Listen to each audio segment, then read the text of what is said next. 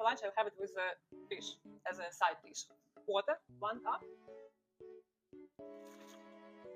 and 3/4 of water.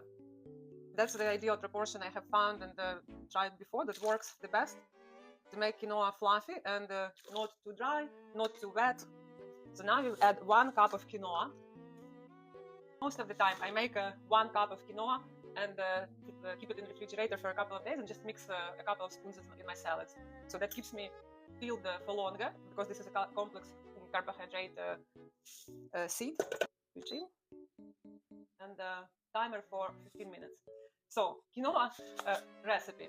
We start with 1 cup of quinoa and 1 3/4 of water cups. And we leave it for 15 minutes boil. And I'm using multi-cooker, but you can use any pot on the hob. As it's boiled, I'll use 3 ingredients. A little bit of olive oil. I use virgin olive oil. Lemon, just a few drops. Garlic granules, really little bit as well, because if you add too much, it will spoil the flavor of your dish.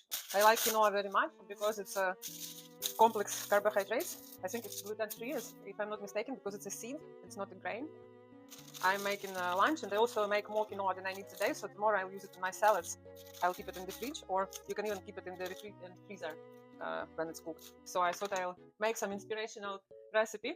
So you use quinoa basically with anything, as a side dish with fish or chicken, or add it to any salad. I like it in salads a lot. Today I'm making it with fish. Still quite a lot of liquid. So you leave it for 5 more minutes. Quinoa adds protein and texture to salads, making them more nutritious and satisfying. Absolutely right. I drink water regularly, recommend to you as well. Let's have a look at quinoa now. Yep, it's now ready, so we can do the next step. Little pinch of pepper, like very little. A little bit of garlic granules powder. It's really a balance. You don't want to overdo it because you don't want your whole meal to taste garlic. Salt.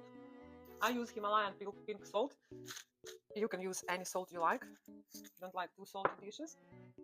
And olive oil, half teaspoon for 1 cup of quinoa, dry quinoa. So then we mix it all nicely, so you can see it. It still needs to stay for 10 minutes in the pot. So by the time fish is ready, or your salad, quinoa will be in its perfect shape. I don't know how this magic happens, but quinoa makes you feel fuller, even better than rice.